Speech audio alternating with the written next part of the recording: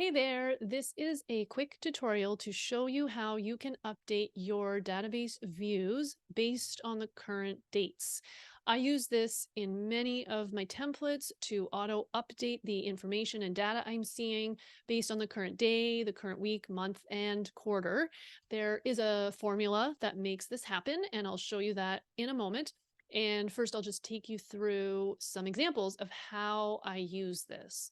So on my CRM tracker, you'll see I have goal tracking at the top here, and I have daily goals, weekly and monthly.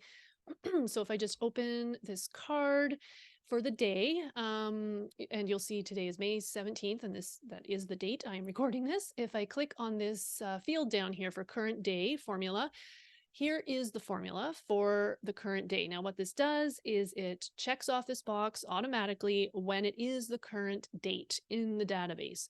So it's May 17th, therefore it's checked off.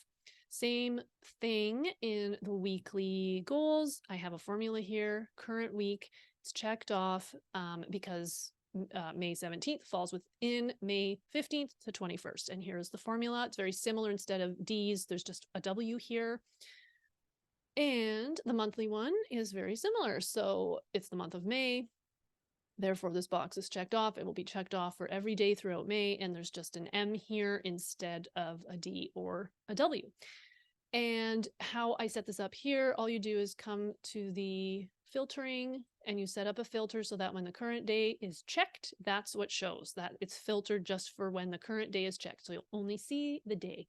Here, same thing, a filter for the current week is checked. When the current week is checked, that will show. And then the current month, I'm sure you can guess when it's checked, that's what shows here. A couple more examples. So when you scroll down here, there's some to-do items and tasks that I need to do in this example, hypothetical situation. So today is May 17th. Here's a task I had scheduled for myself today. And then I can see all my tasks for the upcoming week as well. And then to the right of that, invoices. So I have again today and this week what invoices are due. They will show here when they are due based on the dates that are input. So another example is in my weight loss tracker. I use this formula to auto update at the top here. As of today, the stats over here on the left and on the right. So this auto updates every day so people can just see their most relevant and current stats. And if I scroll down, again, the stats are shown by week, month, and quarter and whole year. So just relevant data is always showing and it's always updating. So you don't have to search for the data and you don't have to manually update the views either. So one more example in my workout schedule, I have the schedule update automatically again, so you can always see what's coming up for your week and your month and your quarter. And you can plan ahead in the database and set everything for certain dates. And then this will just show you automatically, here's the plan you had already made. Or you can click on the card during that week when it is that week and it's showing here and just start to plan your workouts or whatever.